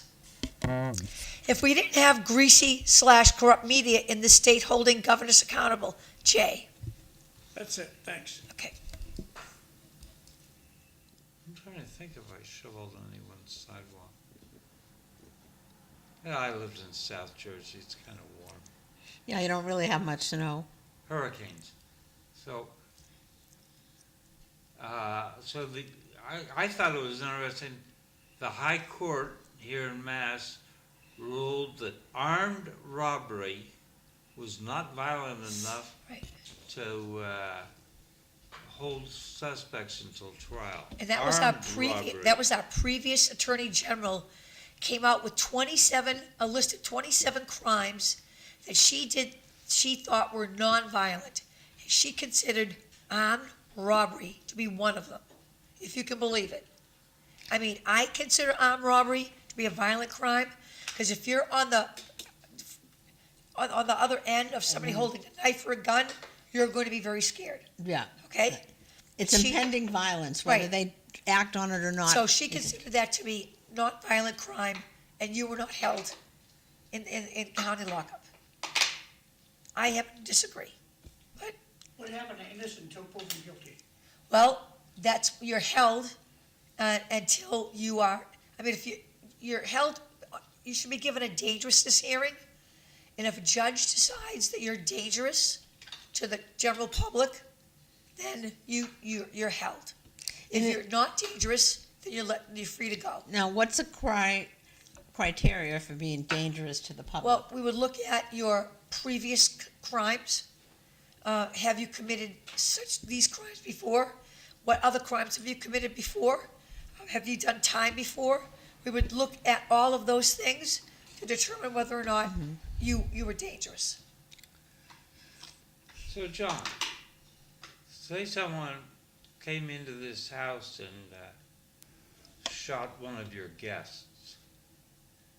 Do you think they should be allowed to press on until trial? I think they should be executed on the spot. What happened See, until I believe innocent until proven guilty? I believe in painful execution. Yeah, but How about we tie a rope onto their legs and their arms and get 4 horses and a whip? And we used to do that. And you know what? That would instantly stop a lot of crime. right. That used to happen. Not true. Really well. There was a guy, he was called, I forget what his nickname was, but he would go into your apartment with a baseball bat and say, look, you owe McDonough money. You gotta pay him back, I don't have the money. He'd take the baseball bat and smash some stuff in your bedroom. He says, next time I'll come back, I'm gonna hit you. It's called intimidation. Worked excellently. An enforcer. He was an enforcer. I like the line that when they used to execute pickpockets, Yes? pickpockets used to work the hangings.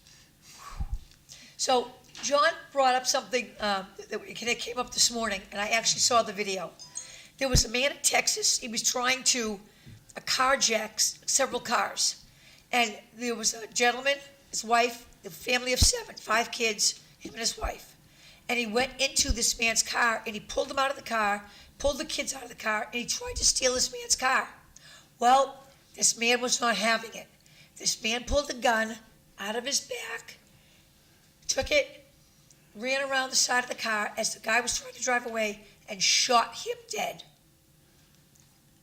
And there were 20 witnesses, and I think they all started clapping, all caught on video.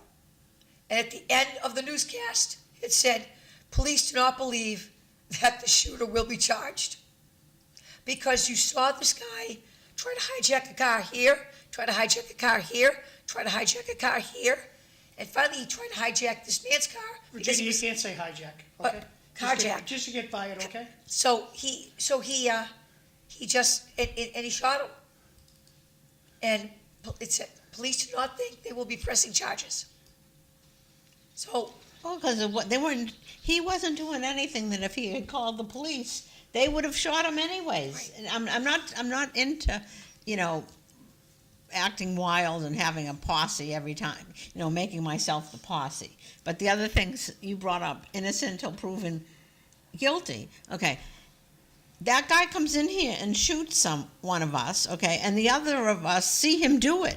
What's there to prove guilty? We saw you do it. We're not blind. I'm just glad, I'm sorry you died, but I'm glad I didn't. But you know what? I was a victim of a violent crime in the sense that I had to watch my friend over here being shot. Regina, you have just one? this texture, unfortunately, in this state, if someone breaks into your home and you defend yourself, you'll be in big trouble. And that is from Jay. You're right, Jay. I saw this TV thing, and it was not a sitcom, but it was a show that I watch.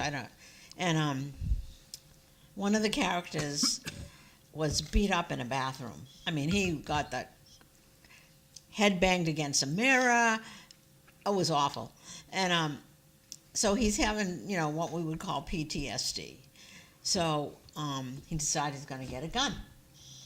And this person he's a doctor in the show, and a couple people know he has the gun, so he's going home in Chicago. He lives in Chicago. He's going home in the subway, and these kids start following him, all right? And they're egging him on, and he knows he's going to get beat up. He pulls the gun, doesn't shoot, just looked at him and said, I said get back. And these kids were so scared because he did to them what they did to him. Yep. And it shows him he ended up throwing away the gun because but I'm just saying, the guy was like, these people were scared. They don't get how badly, there's no responsibility or no feeling as to how bad someone, when you treat someone like that, how bad it affects them. No recognition of it. And, I just wonder what people are made of, So, going back to incarceration and all that here in Mass, is the attitude of the person important to the outcome, do you think? Explain that to me, Cliff. I don't think I understand Okay, the so question. someone gets arrested for Yes. something. Is there subsequent attitude towards the arresting people, towards the judge, the system? Is that important in the outcome, or? Yes. So, I talked to someone yesterday who was in court, and the person who had been arrested had done some time, was on parole. Parole officer said, not drinking anymore, holding down a job, paying his fine, going to meetings, doing everything he's supposed to do. And judge said, okay, you're free to go. So yes, judges look at that. And now, judges also look at, you walk in and you say, and you disrespect the judge, and you don't want to do the stuff you're supposed to do. Judges don't like that. They don't like that, because I gave you some points of what you're supposed to do, and you've done nothing. So yes, judges take that into account also. So, let's say someone gets put in county lockup for 3 or 4 months. What are the odds that they come out the other end? If they keep their nose clean, they'll stay out of trouble? 65% of people who get arrested return to jail for the same crime they've committed. Oh. Wow. That's nationwide. Nationwide.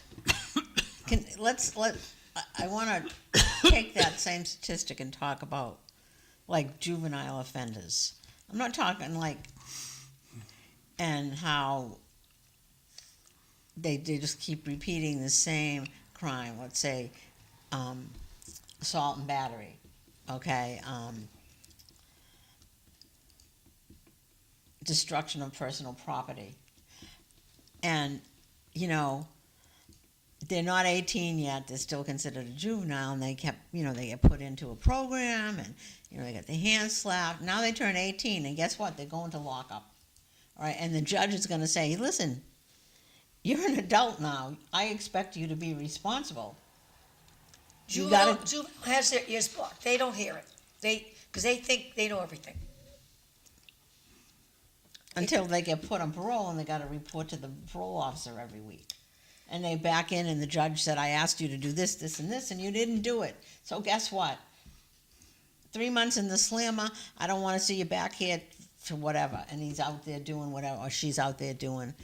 And I don't, take it from a sociological standpoint, and people that want to help young offenders. How much rope do you give them?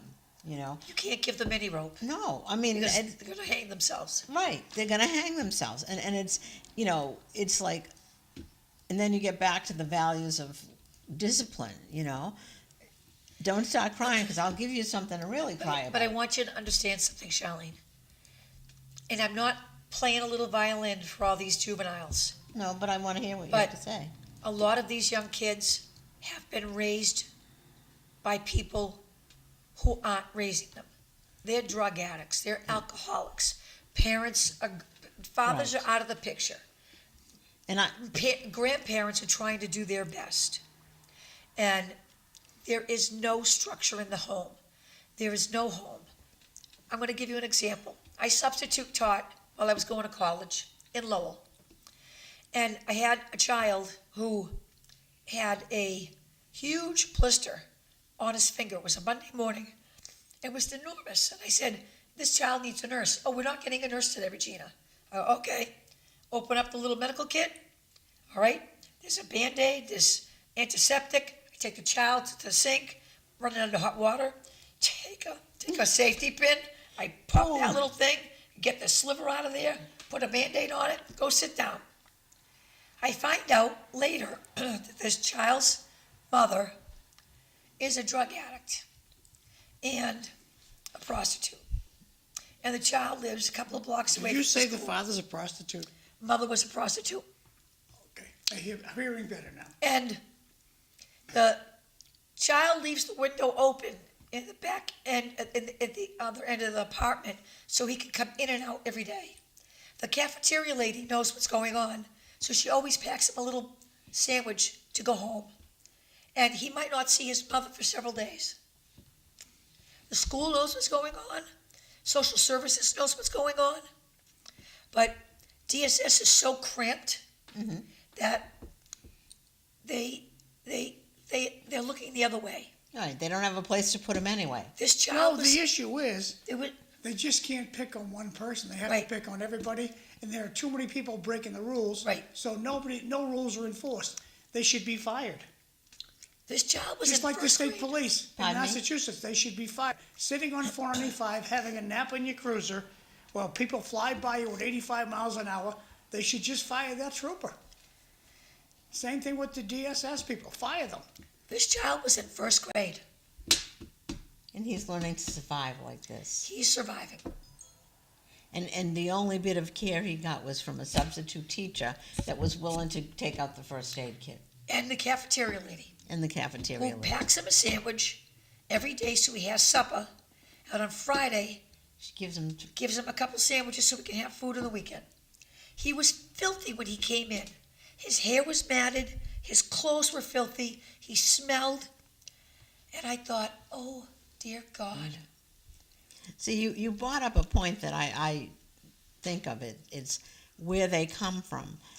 And, you know, how, I mean, you know, I just think of how fortunate I was that didn't happen Yes. at me. I mean, you know, and So- you know, and the other thing too, there was more of an extended family. Now, it didn't have to be blood, but in some cases, neighbors would take care of, if they saw this, they would find a way to help that person without, you know, like calling the police on the parents, because they knew that then the kid would get taken away, and at least they had, the neighbor was sending them, or, you know, whatever, you know, get them some clean clothes or whatever. You know that that little boy, by the time he was in the 6th grade, was committing B&E, breaking and entering, and you know he was probably stealing stuff out of people's car. So Cliff, there's your juvenile offender. Now I'm not making an excuse for him, but I'm saying that is the MO. Okay? And See, he's not the only one. And you know, and that kind of leads into the whole basic thing of the destruction of the family. Right. You know, I mean, you know, go back to the multifamily house.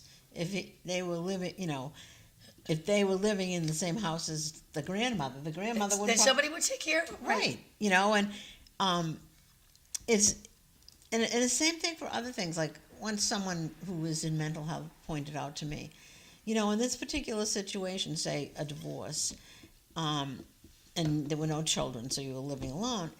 You know, he said, if this happened back 25 years ago, you'd be living in a multifamily, and you'd go down to your grandmother's house for supper, and if you didn't show up, someone would walk up with a plate, you know, and then if it went on for too many days, they go up and pull you out and drag you down. You know, it was like there was almost like a treatment plan in that 3-family house. You know, But Cliff's asking about juveniles, and the reality is nobody's looking out for these kids. And John is right. People aren't doing their job. And I think partly because the job has now become overwhelming. No, it's not, Regina. There's not a lot of heavy lifting over at DSS. There just isn't. When it gets busy, they take the phone off the hook. That's unfortunate. You can't get fired. You can ask the governor, other than the guy selling cocaine out of one of your offices, has anybody get fired in the state? And the answer is going to be no. Why did he get fired? Because he got caught. Yes. He got caught. It got on TV news, sorry, you got to get fired. Yep. Other than that, they just let it go.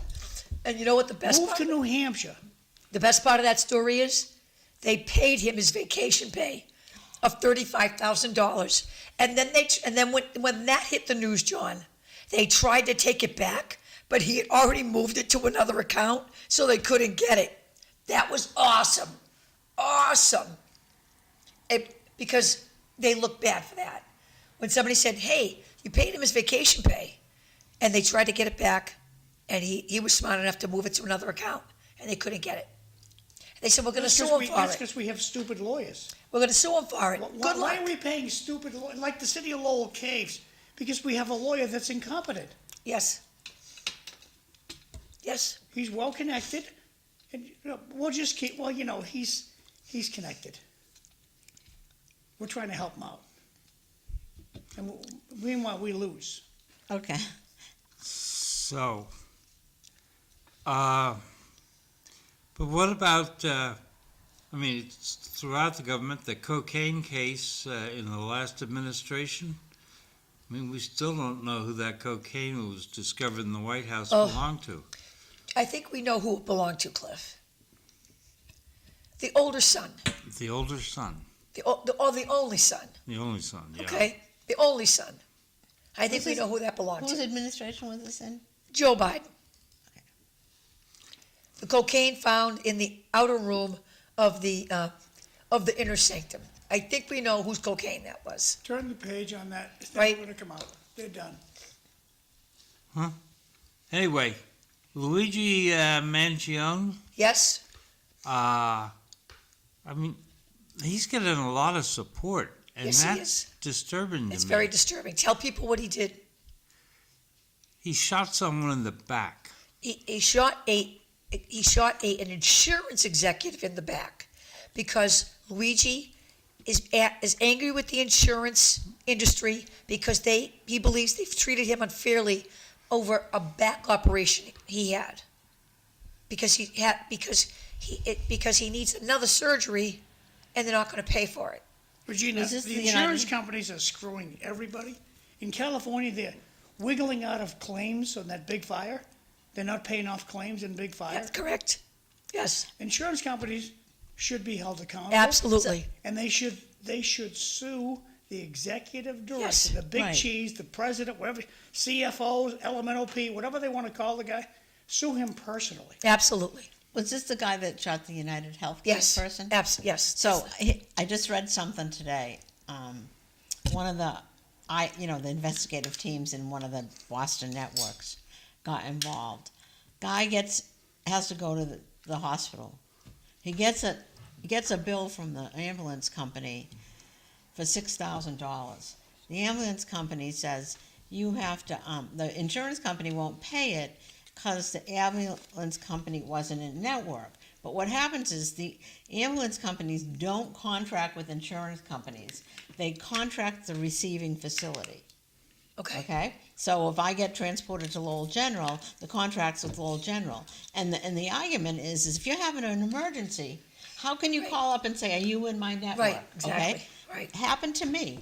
And I went to my, insurance company, we have advocates, and I said, hey, why are they chasing me after this? They said it was out of network. I said, I was having an emergency. I thought I had a vertigo. I thought I was having a stroke.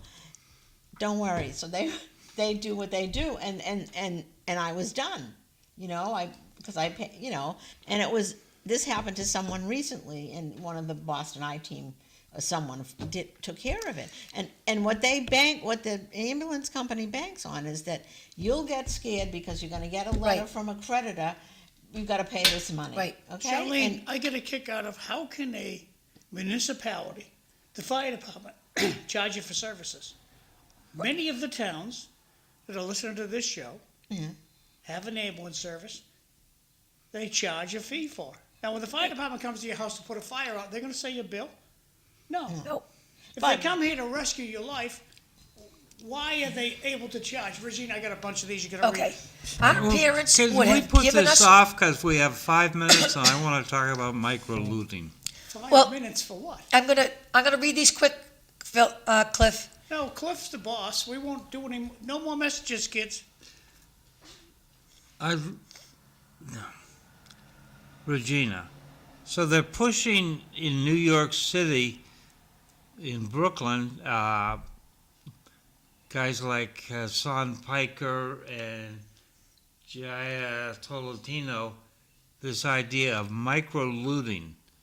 They're apparently stealing small items from Whole Foods, Yes. and they think that this is good because it's getting even with the man. It became famous when a blogger blogged about it, and people went after her because she thought it was funny. And now it's become a big deal.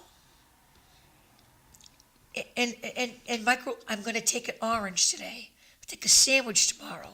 I'll take a soda.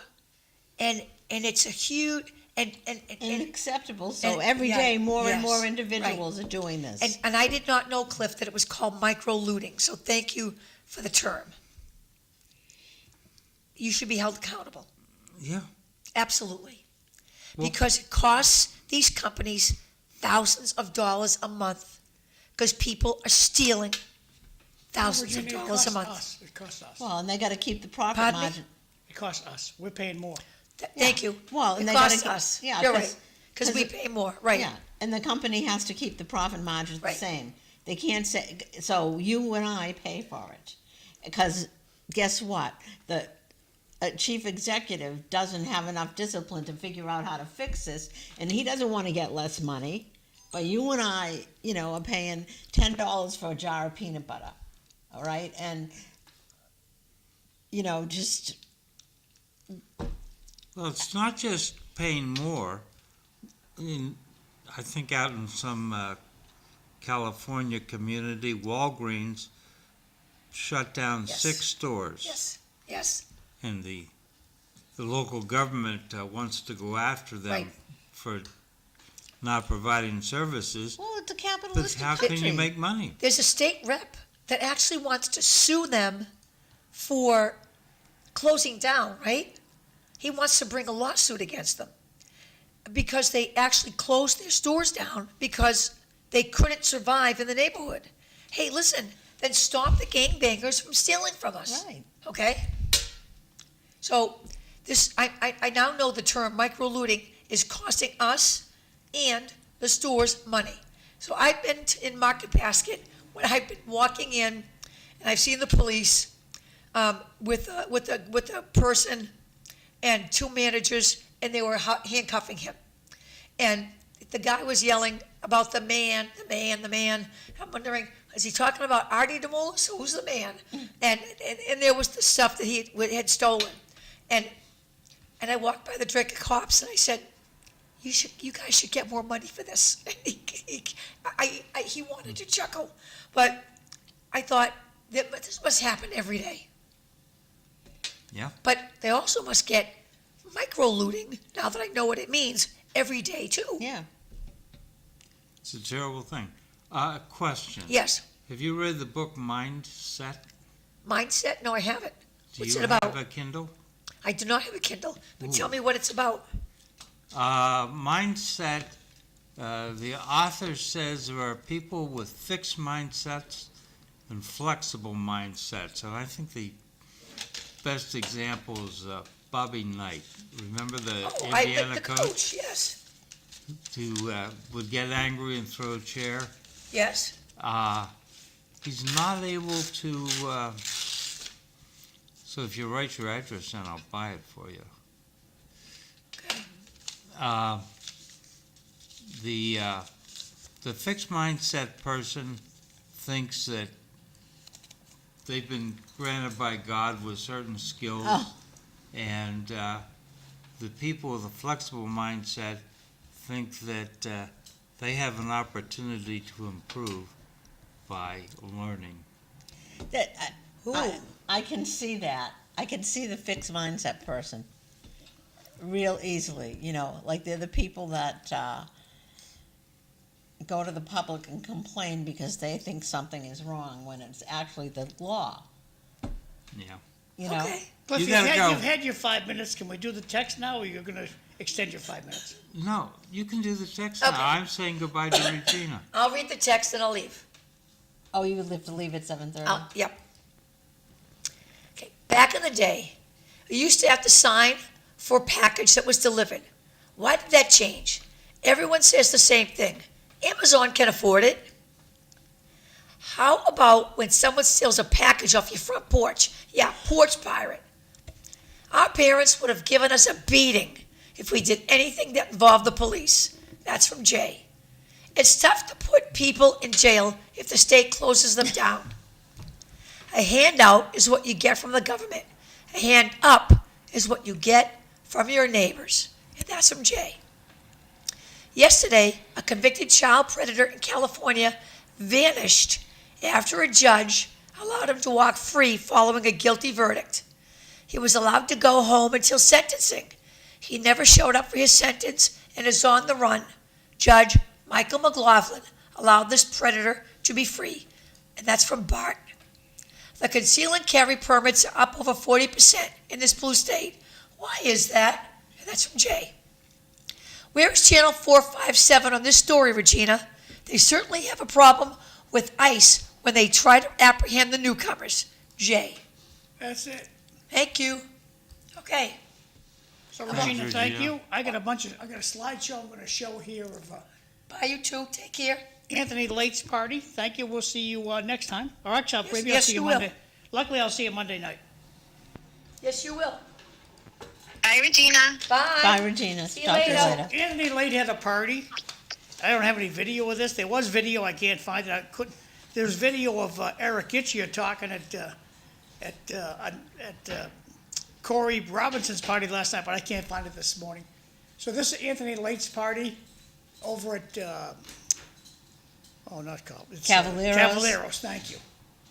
And he had a good group of people, a lot of smiles.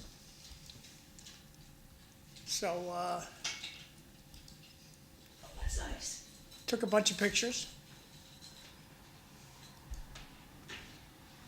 Now there's Cisco Maldonado. This is what I'd be doing, imbibing.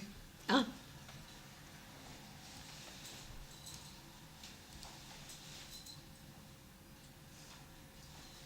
And this is all at Cavalero's 2 nights ago. Yeah, it was Wednesday night. Did you go too? No, I didn't go. That's Charlene's boyfriend. Joe Espinola and Who's Brady that? McCarron. Who's that with him? Brady McCarron's on the left. He's running for regional school committee. This is Joe Espinola.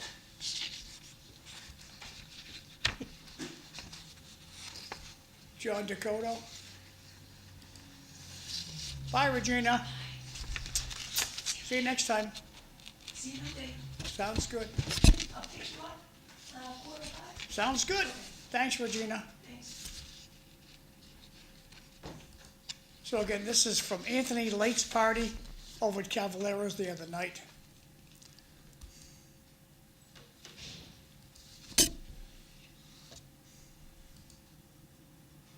Good crowd, a lot of smiles. That's good. He's a firefighter in Lowell, I think. I think he's the union president. Oh, really? Yeah.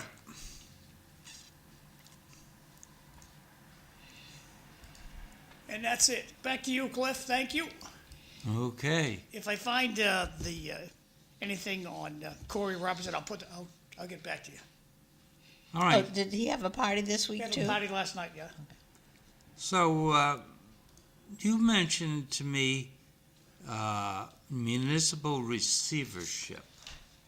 So what I was thinking is I wanted to talk about, how and why a town or city would go into receivership.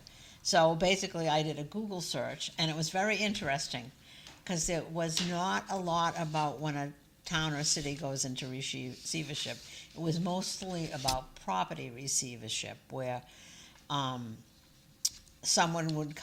receiver would come in and have full authority to go and fix the building and whatnot and improve it. Like it happened in Springfield, Massachusetts, there were a lot of old buildings and stuff that just weren't being taken care of, and so they filed for a receivership and the buildings got taken care of. But I was thinking more on the municipal side. I mean, I've never heard the only town I ever heard go into receivership was Chelsea, which was a long time ago. And I've heard of different school departments go into receivership. Like the city of Lawrence, their school department is now in receivership. But it was interesting because it didn't have much about this. Oh, and there was an article about what would happen if the Boston school department went into receivership. So I just wanted to put it out there about municipal, towns going into receivership, the town government. I'm assuming it has to do with the fact that they may be running at a deficit or they're not paying their bills. And I just wondered what people thought about that and, how it actually happens. It looks like it's governed by a legal process, which could be different in each state. But, it sounds like it's something that's not done till it's like everything else has been exhausted, And in light of the fact that surrounding towns, have deficits and they don't want to raise taxes, where's the money going to come from? People don't want to take pay cuts, whereas in private industry, you're not guaranteed an automatic increase. The powers to be at a private company. Does anybody consider we're way overpaying administration? Pardon me? Your town manager, Drake, town manager, Yeah. making $220,000 a year, okay? Uh-huh. I bet you should do it for $120,000. Why do we overpay for administration? I don't know why. I mean, I think about it in And then they cry, poor mom, we don't have any money because you blew it on your freaking salaries. Right. Well, I agree with you. And there in my particular town there were some individuals that one person got a 27% raise. That never happens in private industry on the average person. And your selectmen go, Well, the answer that we got was, they had a contract. Well, fine, but if the town doesn't have the money to pay you, how can you get a raise? why do they have a contract? I don't know. That's what these are Why all do these administrators questions. give other administrators a contract? Right. I mean, they don't. I mean, this person wasn't. Well, I don't know why she would have a contract, but The elected officials just turn their head because they want their sister to get a job. I mean, I get a kick out of everybody kissing Marty Meehan's butt here the other. It's all about jobs. I want a job at UMass. Well, why wouldn't you want a job where you get the summer off and you're making $150,000 a year? I'll take a job over there. Yeah. Cliff, you want a job over UMass for $150,000, you get the summer off? oh yeah, I'd take it Depends too. on the job. Oh, okay. Well, that's like Don't be plus picky. you have the summer off. Plus you have a vacation package. And pension. Okay, why do you need a vacation if you have the summer off? Pension, too. I get it. Shouldn't have the summer off. We need to elect better officials. And we're not going to do that because, our state rep is the best. The rest are crooked. Well, you just I'm happy Joe Espinola's running for state senate because I can't believe Vanna Howard has the courage to fight for this region for more money.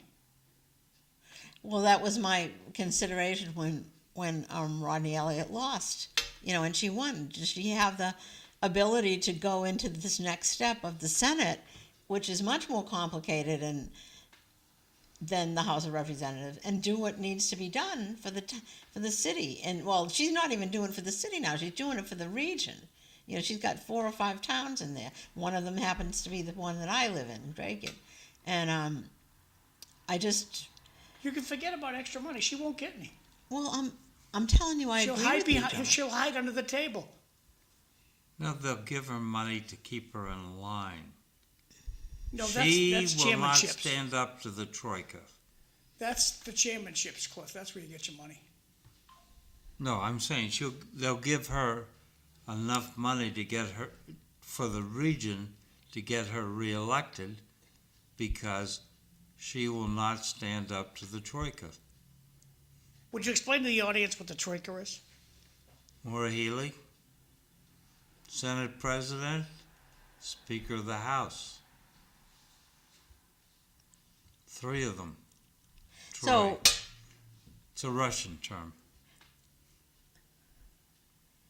so why do you, I'm trying to think. So, is Vanna Howard up for re-election in the fall? Or Yes, not? she is. Okay, that's what I wanted to know. Well, Cliff, if you're a chairman, you get $30,000 extra in pay. Yeah. Now, the speaker, or whatever you want to call the guy who's running your house, whether it's a state rep or state senate, they can give you a $30,000 cut in pay if you don't stay in line. And that's how it's done. Can you afford to take a $30,000 cut in pay? Likely no. So you're going to behave. Right. So what we need is someone joined by others elected across the state, the gerrymandered state, who are willing to stand up and say no.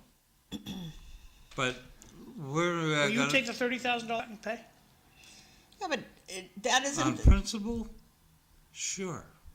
I don't think you will. Charlene, you going to take your $30,000 cut in pay?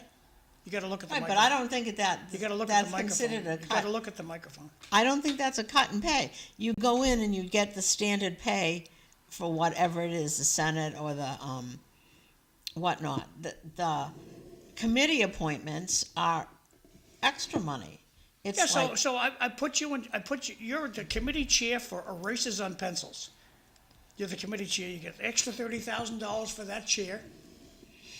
If you don't vote with me, I'm taking that well, away. the principle would be is do I want to work for this person that's going to cut my pay? Do I believe in the committee Are I'm you going on? to take the 30 grand, or you're going to? I don't want it. I don't. In terms of government, I would. It's like it's the principle, like It goes Cliff said. back to Moses coming down from the mountain. People adore gold more than anything else. That's how long that's been going on. So we're really screwed then. Yes, we are. Well, it could get worse. On the ballot in November will be a question on whether or not we should go to the jungle primary. And when you say general primary, what do you mean? I didn't say general primary. I said the jungle primary. Like they jungle. have. What's the jungle primary? Yeah, I'm trying to get it out. Okay. Like they have in California, where the primary has everyone, Democrats, Republicans, Independents, and the top 2 people in the primary are the ones who are on the ballot in November. And I don't think this is going to be a good deal for democracy in Massachusetts. But it's got 50% support in polling. Cliff, what makes you think what the people want is what the state's going to do? We didn't get an audit, so this gets voted in this jungle primary, okay? So the state doesn't want to do that. Tough cookie. This is the state. Why bother voting?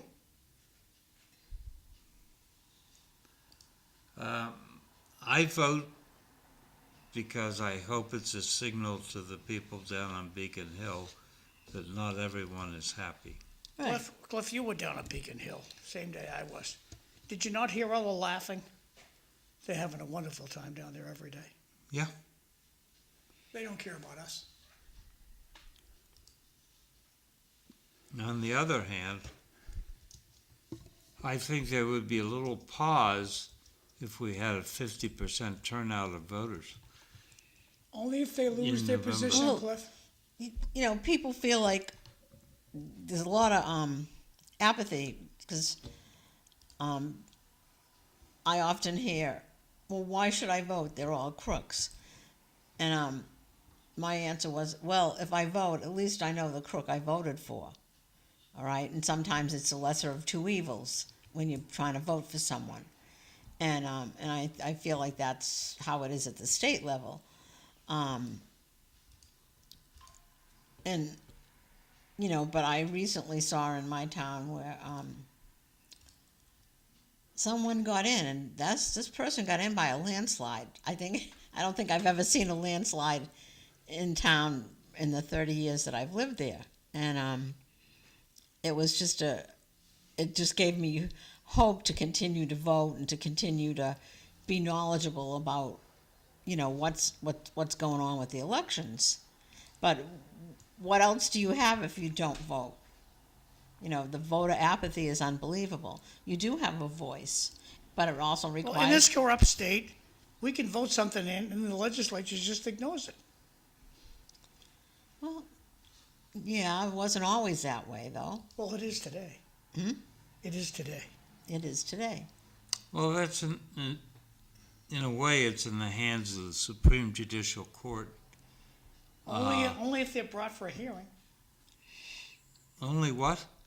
Only if it's brought to them for a hearing. Yeah. They're not going to take stuff on their own.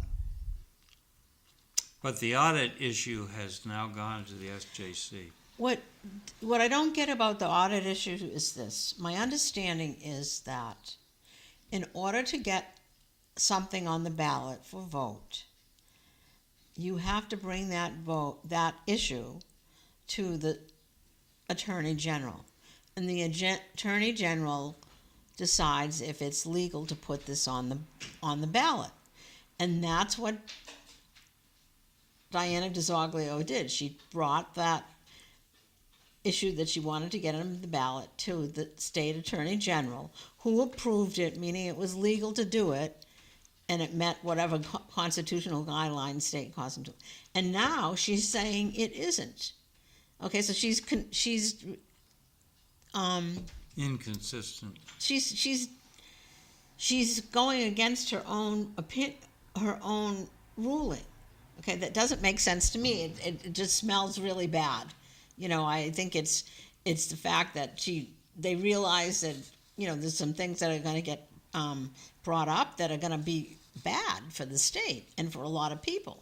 And I don't get it how this. To me, it looks like the people in charge are not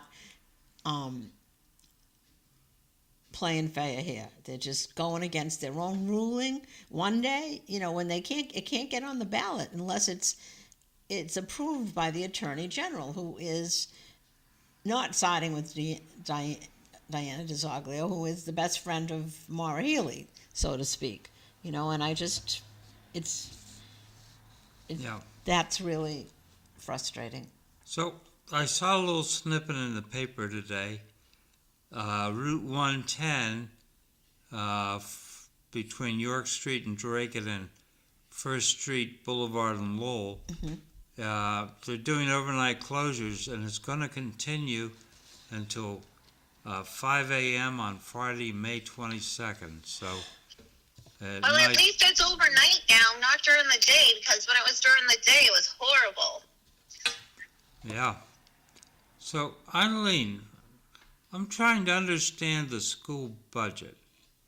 So, I made a guess of an average class size of 25. And I picked a teacher's salary of $125,000 a year, or $5,000 per student. So that means, with the figures from March, that means that the overhead and the G&A is around $17,000 per pupil. I mean, all right, I we get what you're spent- saying. So if 5,000 out of the per pupil expenditure goes to teachers' salaries, then 17,000 should be left for curriculum. well, for building maintenance, buying computers, all the things. and for the administration. $17,000 per child. How much are they contributing to the child's education? I mean, I don't have a say in that. There's a lot that needs to be discussed in terms of curriculum and showing student progress and so forth. But I mean, I don't know. I that's a great question to ask them to break down. So, I mean, a lot should, but I don't think it is, honestly, to tell you the truth. I think it's not going towards truly like education. I think it's going towards paying the big bills. I was walking around the Robinson yesterday, and a kid was like yelling out of the windows, and then I kept going back, and I'm like, you shouldn't do that. And going back, and they kept going. Who's your daddy? Who's your daddy? Was this out of like, the school what do I windows? do right now? So I ended up just standing there. I ended up standing there, and then I called the Robinson and told them what was happening. But this went on for about 10 minutes.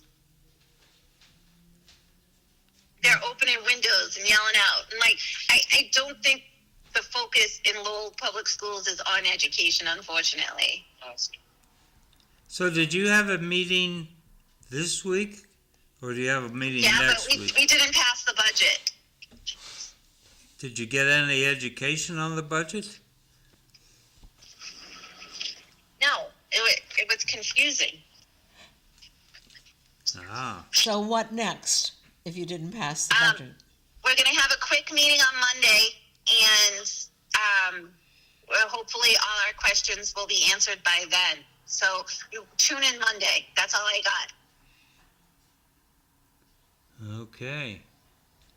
So, as part of the grift in the federal government, Senator Joni Ernst said the Biden administration used the name Benghazi to hide $90 million that it sent to Planned Parenthood, claiming it was about Benghazi when it wasn't.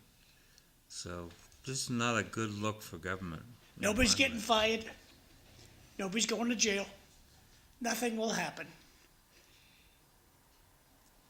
Yeah. Have you ever fired anyone? Yep. Yeah. Not a happy thing. I love telling this story. This guy comes in.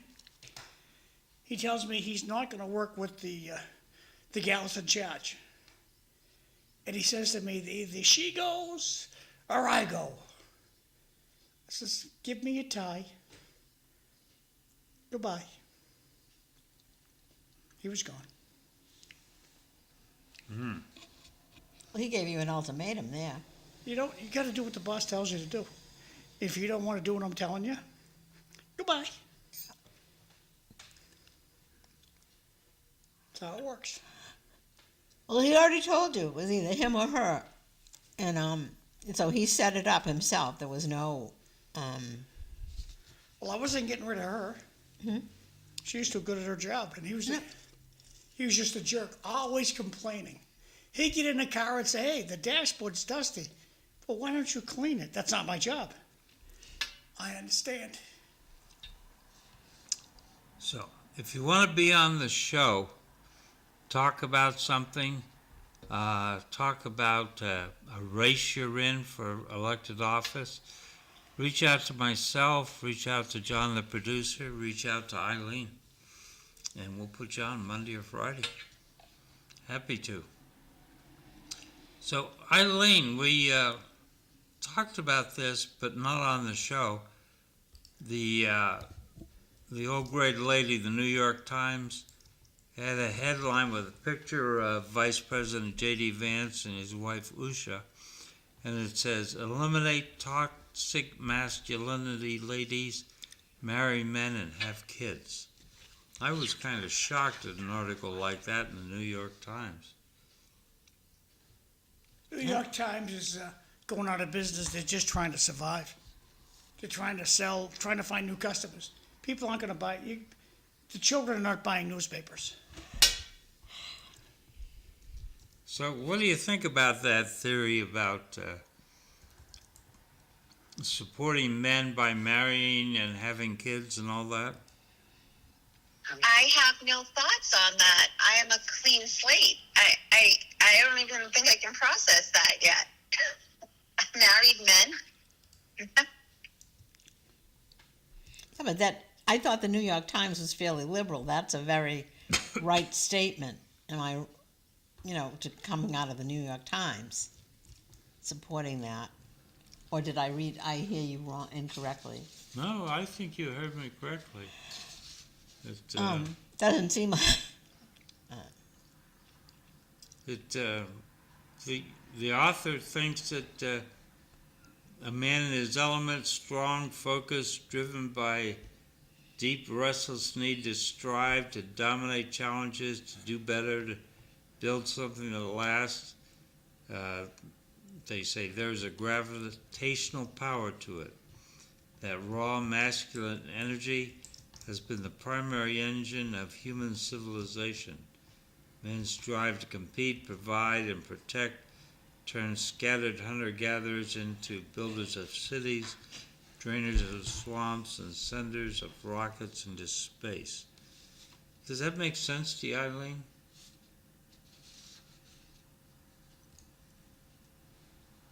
Ooh. Eileen, did I knock you off the phone? No, go ahead. Say that again, Cliff. I tuned you out for a second. Okay, watch a man in his element, strong, focused, driven by that deep, restless need to strive, to dominate challenges, to do better, to build something that lasts. There's a gravitational power to it. That raw masculine energy has been the primary engine of human civilization. Man's strive to compete, provide, and protect, turn scattered hunter-gatherers into builders of cities. Cliff, why don't you read the rest of the Bible to her? On Monday's show, Cliff's going to be the host. Bill Johnson's going to be here. Eileen Delrossi, Fru Neckenbeck, and Mike Smith. Time is short, Cliff. You can continue reading the Bible if you like. I do not think of the New York Times as the Bible. Well, Okay, Eileen, you're way over too to you. wordy. Way too wordy. I think that's a strong statement, Cliff, and I think it's a great way to end a Friday morning. Okay. So, what's your plan for the weekend, Eileen? I'm going to do some spring cleaning and get outside. It's supposed to be nice from what I understand. Yeah. What weather forecaster are you listening to? Oh, not the same one. I'm going off today, and I'm hoping that it's going to be sunny the rest of the weekend. What's the real forecast? It's going to pour. It's going to pour tomorrow. What is? Positive thinking. Positive thinking. What's Anthony doing for you for Mother's Day? I don't know. Probably nothing. But I'm over it. As long as we're okay. Hey, I wanted to talk about those fires. I had to evacuate my mother and my son and the dog. Oh, you did? yeah. Yeah, because for some reason, the fire kind of from Ridge Street went up Bridge, jumped to Wachusett, up 30 to May. seconds. It was diagonal. So my area was smoke flogged. And we could have used those UMass apartments, UMass Lowell. But I had to take my, we ended up going to Pelham to get away from it. My son has asthma. My mother has COPD. Say goodbye, kids. Bye, kids. Goodbye, That's kids. bad. Weekend. Thanks for watching. Bye-bye, everyone.